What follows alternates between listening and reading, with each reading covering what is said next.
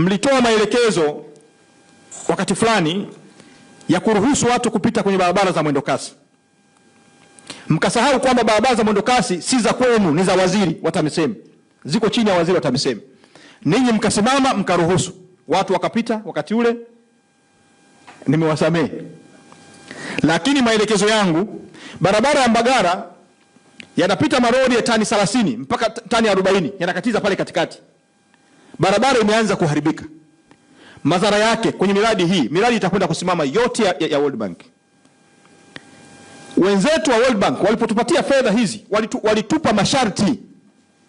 Barabara hizi ni kwa ajili ya mwendo kasi, si kupitisha malori. Barabara hizi ni za mwendo kasi. Kwa utaratibu huu mlioanzisha, miradi hii itakuja kukosa pesa, na ninyi watu wa Dar es Salaam mtakuja kulalamika. Sijui mnanielewa vizuri. Barabara ya Mbagara imekwisha anza kuharibika, hata mwendo kasi haujaanza.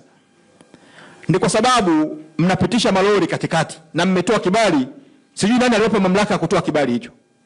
Kwa sababu mamlaka hayo ni ya kwangu. Barabara hizi zinasimamiwa na DART. DART iko chini yangu. Ninyi mamlaka mliyatoa wapi?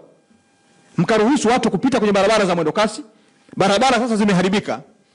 Kuharibika kwa barabara hizi maana yake mnaleta hofu ya Benki ya Dunia kuzuia fedha hizi. Sijui naeleweka vizuri hapa. Mtasababisha Dar es Salaam wakose barabara. Dar es Salaam watakosa barabara. Hii mipango ambayo tunaifanya leo, maana yake wenzetu watakwenda kuzuia. Nilipokuwa utalii, Wizara ya Utalii, tulikuwa na miradi kama hii ya Benki ya Dunia, ya ujenzi wa viwanja na mambo mengine. Likatokea changamoto ndogo sana. Benki ya Dunia wakafuta fedha zote na wakakataa kuendeleza miradi ambayo ilikuwa inatekelezwa na wao wenyewe Benki ya Dunia. Hasa changamoto hiyo si ikatokea Dar es Salaam. Ninawasihi sana, tunataka tuwai majumbani, tutenge muda mzuri wa kutoka ofisini kwenda kurudi wapi? Majumbani.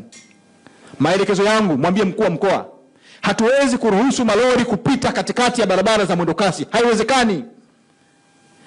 Kwa magari ya abiria itaeleweka.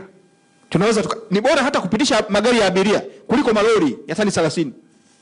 Nadhani nimeeleweka vizuri. Wekeni utaratibu mzuri, na kabla mjaruhusu leteni wizarani. Sisi ni wenye mamlaka hayo, si ya kwenu. Mwambie mkuu wa mkoa sio mamlaka yake. Tumeelewana vizuri eh?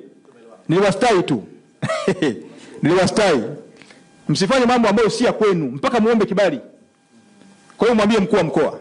Hili nalisema wazi kwa sababu changamoto hii inaweza kutuingiza mgogoro mkubwa na wenzetu wa Benki ya Dunia. Nadhani madiwani mnanisikia vizuri. Ninaomba muwaeleweshe wananchi kwenye maeneo yetu. Anayetaka kuwahi majumbani atoke muda unaostahili ili aweze kuwahi nyumbani.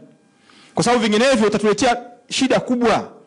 Miradi hii trilioni 1.1 ni fedha nyingi.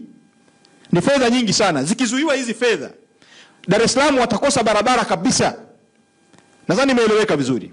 Kwa hiyo nikuelekeze, mwambie mkuu wa mkoa, wekeni utaratibu mzuri wa kuruhusu gari za kawaida. Hatuna shida, lakini lazima kibali muombe wizarani.